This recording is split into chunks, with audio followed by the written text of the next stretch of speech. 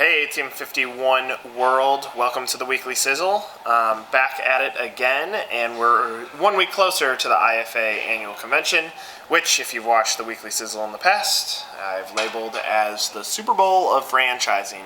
So when I was a child, it's definitely I would be in my room and I would definitely be daydreaming about this moment, that someday in life I would be going to the IFA Convention. No. But now it is the Super Bowl in my life because franchising is such an important part of it. This week I'm going to talk to you about lead generation. And I talk about lead generation every single week, but I want to start diving a little bit deeper into it. I am hosting a panel at IFA if you are going to be at the convention in San Antonio in 2 weeks. I'm hosting a panel, and we're going to be talking about whether to in-house or outsource your franchise sales. What are the benefits? How do you do it effectively? And how are brands winning at it? Currently, and obviously emergencies can happen at any point, Tom O'Keefe, the president of Smoothie King, will be on that panel. Steve Beagleman, the president of SMB Franchise Advisors, will be on that panel. Scott Thompson, head of development for Jan Pro, will be on that panel. And Pete Lindsay, the head of development for Sport Clips, will be on that panel. So a wide range of experts to hopefully provide some feedback back to you. A few of the things we're going to be talking about is that everybody is talking about leads, and I talked about this last week on the Weekly Sizzle, but let's go after the right people now as we go into 2016. Spend your money effectively. I was talking to a client, and they said, well, I said, what would be your expectations? You spend $500 on PPC, what would be your expectation? And they said, we would like a few hundred clicks. I said, okay, a few hundred clicks makes sense, but what about the right ones? If we're looking on LinkedIn as for argument's sake, for an advertising source, it could cost $7 a click. So now we're less than 100. So are we going for quantity or quality? And are we taking the right approaches to get in front of them? The portals have been beat up over the last few years. It seems like FranchiseGator is the one that people still use the most. But the portals got beat up because there was so many people that really weren't interested in the franchise. They were just names. We're starting to get out of the business of buying names, which is good, and we're starting to get into the business of identifying the right people that would enter our system.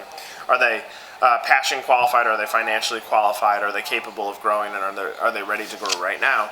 So I would imagine a lot of the discussion that we're going to have on our panel, but also you're going to have at the convention, is going to circulate around how do we find the right prospect this time around. I think content marketing is going to be a big discussion, and selfishly, that's what 1851 is. It's a content marketing machine. We have our publication, and then all of our brands have their brand pages inside the publication. So we are the content marketing machine. We took a little bit different twist. All these agencies are selling content marketing, which is fine, but when content lives on your website where you're telling the world that you're the greatest thing ever, it's not believable. That's why people don't read blogs on websites. You could look at your own blog traffic. You're going to be sold that because you sold that unique content for SEO purposes on your site, but the reality is that content doesn't sell. The best thing that will ever sell a brand, and this probably is true for anybody who's sold a franchise before, it's going to be referrals.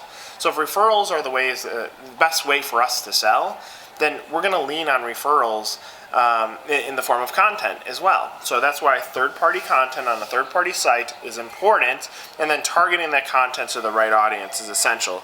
I think we're going to talk a lot about content marketing at this year's convention. And then lastly, I think everybody's going to talk about fishing where the fish are biting.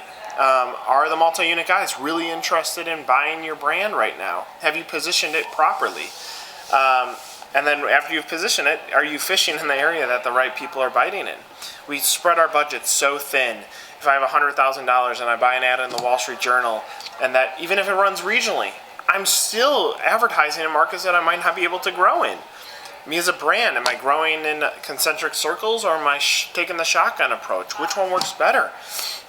I don't know that there's a clear defined path, and the challenge with franchising that everybody has to keep the lights on. So that franchise fee is still essential to keeping the business operating, that it's very hard to say no to someone who's on the other side of the country.